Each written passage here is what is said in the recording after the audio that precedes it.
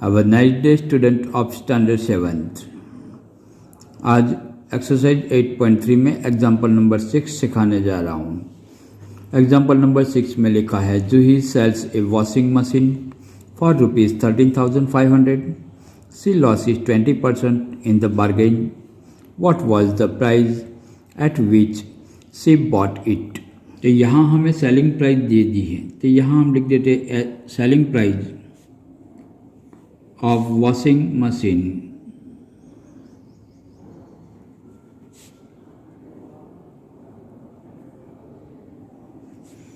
is equal to ₹13,500. तो हमें यहाँ कॉस्ट प्राइस नहीं दी है, तो कॉस्ट प्राइस को सपोज करना पड़ेगा। तो यहाँ हम लिख देते हैं let the cost price of the washing machine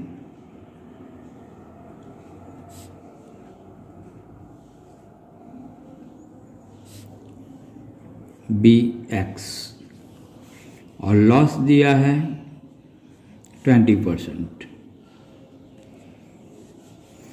तो हमारे पास इक्वेशन बन जाएगा selling price is equal to CP minus loss.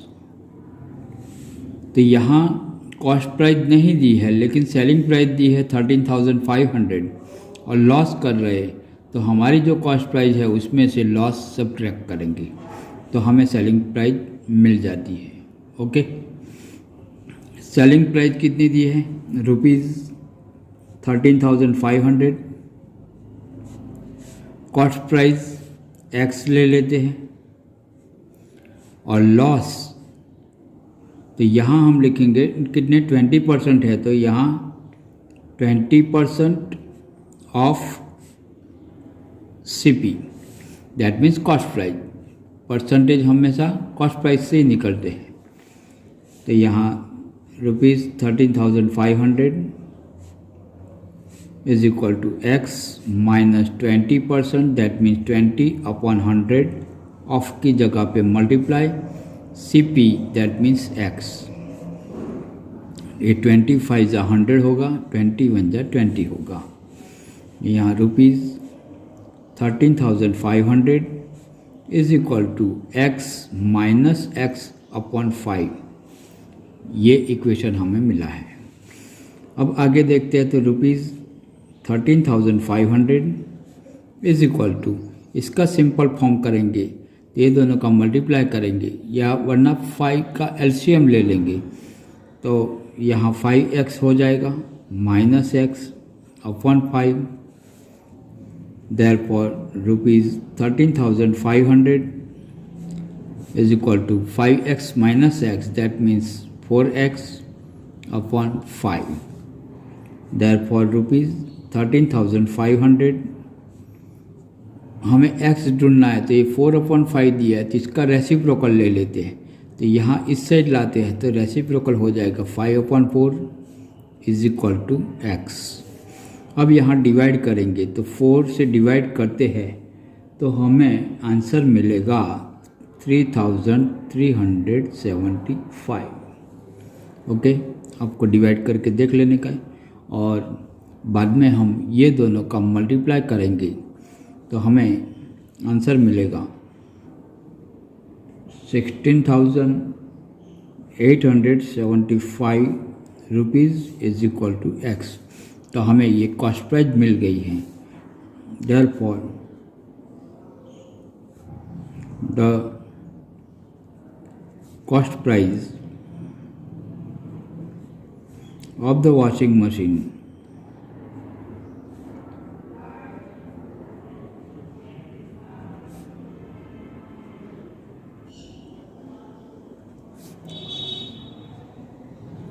was ₹16,875।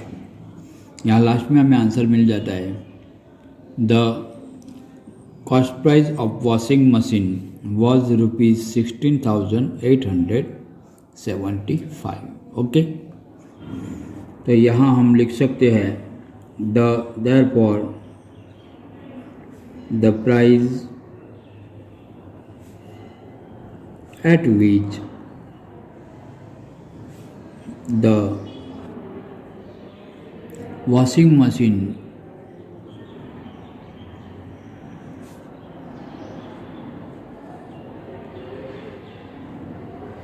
was bought, that means CP is equal to rupees 16,875. Okay. Example number 7. First, chalk contain calcium, carbon and oxygen in the ratio 10:3:12. Find the percentage of carbon in chalk. Second, if in stick of chalk carbon is 3 gram, what is the weight of the chalk stick? तो यहाँ हमें ratio दे दिया है, तो ratio लिखा है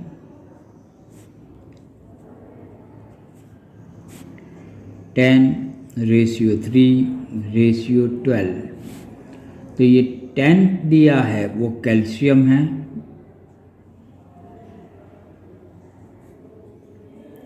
और ये 3 दिया है वो कार्बन, और ये 12 दिया है वो ऑक्सीजन दिया है। ओके, तो यहाँ हम लिखेंगे total equal parts is equal to 10 + 3 + 12 is equal to 25। ये तीनों दिन का प्लस करते हैं तो हमें 25 मिलता है। Ratio of carbon is equal to, carbon second number पे है तो 3 टोटल पार्ट कितने हैं 25, तो कार्बन का रेशियो हो गया 3/25। अब इसके हमें परसेंटेज ढूंढने के हैं, तो यहाँ लिखेंगे the percentage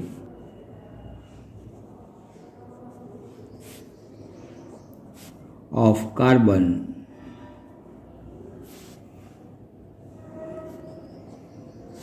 in the chalk is equal to 3/25 multiplied by 100। Percentage ढूंढना है तो 100 से मल्टीप्लाई करना पड़ेगा, तो 25 4 जा 100, दैट मीन्स 3 4 जा 12%। तो ये हमें 12% मिला, तो यहाँ हमें लिखना है तो लिख सकते हैं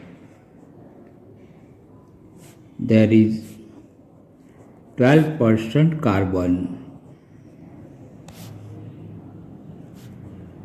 in the chalk। ओके, तो ये हमारा फर्स्ट नंबर का कंप्लीट हो गया।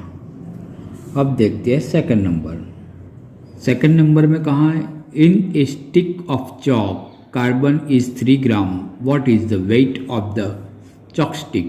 तो कार्बन का 3 ग्राम वेट होगा, तो chalk stick का कितना वेट होगा, तो यहाँ लिख देते हैं लेट, क्योंकि कुल वेट हमें पता नहीं है टोटल वेट कितना है, तो let the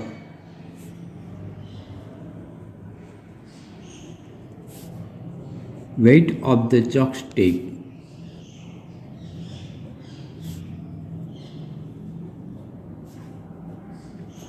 B x gram. हमें टेक्स्ट बुक में दिया है 3 gram of carbon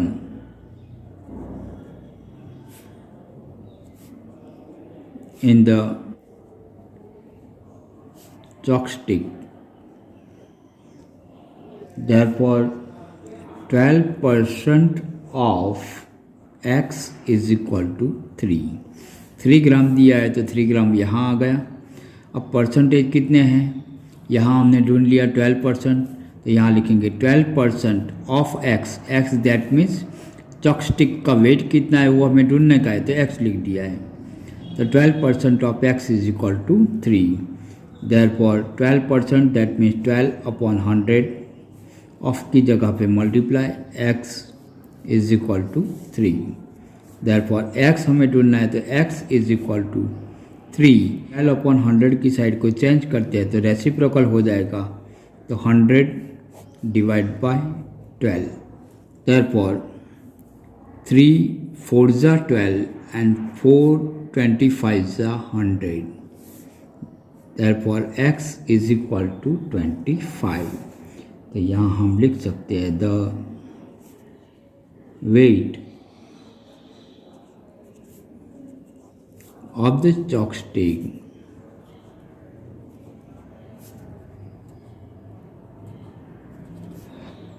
is 25 gram. ये चॉपस्टिक में कार्बन 3 ग्राम है, तो चॉपस्टिक का वेट होगा 25 ग्राम।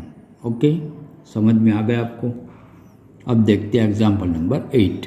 Amina buy a book for ₹275 and sell it at a loss of 15%. How much does she sell it for? यहाँ cost price of the book is equal to ₹275 और अमीना ने loss किया है 15%, तो यहाँ हमें लॉस दिया है 15%। हमें ढूंढने की है सेलिंग प्राइस। तो सेलिंग प्राइस का इक्वेशन है SP is equal to CP minus loss. तो यहाँ CP हमें दिया है ₹275 माइनस लॉस है, तो लॉस हमेशा CP से ही होता है, तो 15% ऑफ CP दैट मीन्स ₹275। तो यहाँ होगा ₹275 minus 15%, that means 15/100 of that means multiply and 275। तो यहाँ ये दोनों का हम मल्टीप्लाई कर देते हैं, तो यहाँ लिखेंगे 275 माइनस 4125 अपॉन 100। ये दोनों का मल्टीप्लाई करेंगे तो आंसर आपको ये मिलेगा 4125।